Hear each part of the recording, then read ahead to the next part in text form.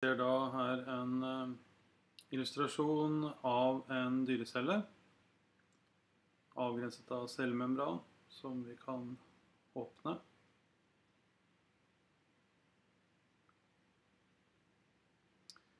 Og da ser vi også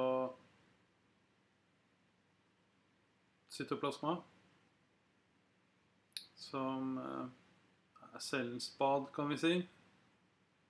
En væske med alt innhold. Oppløste aminosyrer, fettsyrer, glycerol,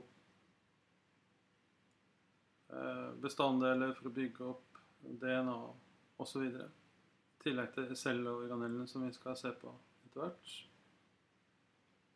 Og vi kan da starte med mitokondrier, som finnes hos både planteceller og dyreceller. Mitokondrier består av en dobbelt membran, et dobbelt lag fosfolipid, hvor den innerste membranen er større enn den ytterste. Og det er i dette membransystemet at cellens energiomsetning hovedsakelig foregår. Nedbrytning av pyridrylsyre med resultat av dannelse av ATP og karbondioksid og vann, og forbruk av oksygen. Mange mitokondrier.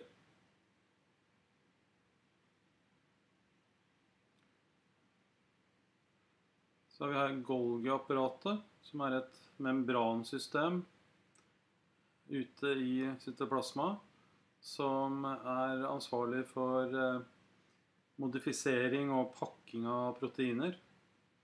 Særlig da proteiner som skal ut av cellen og ha forskjellige funksjoner, for eksempel som enzymer.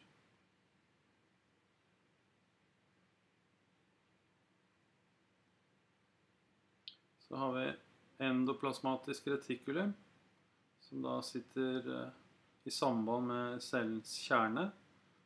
Og vi har to typer endoplasmatisk retikulum.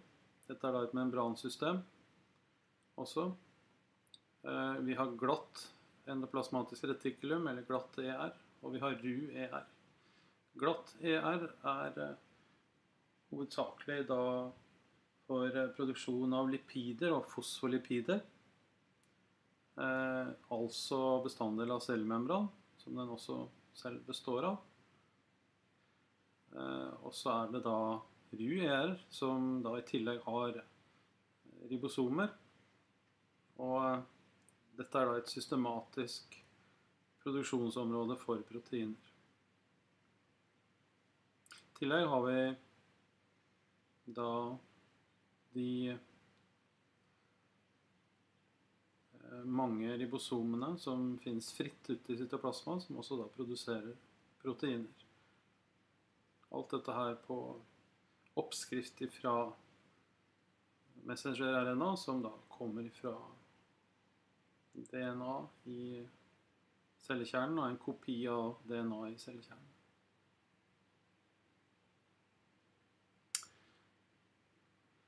Så har vi kjernen, som også har et dobbelt fosfolipidlag på lik linje med cellemembranen.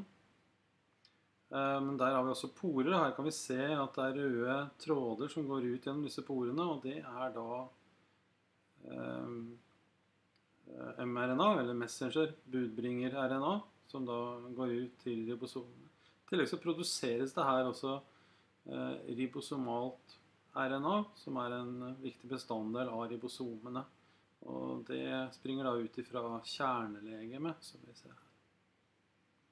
Vi da selvfølgelig disse doble alfa-helixene, altså DNA, som er cellens arvestoff som disse mRNA-ene tar kopi av. Det vil si de tar kopi av sekvenser, altså gener.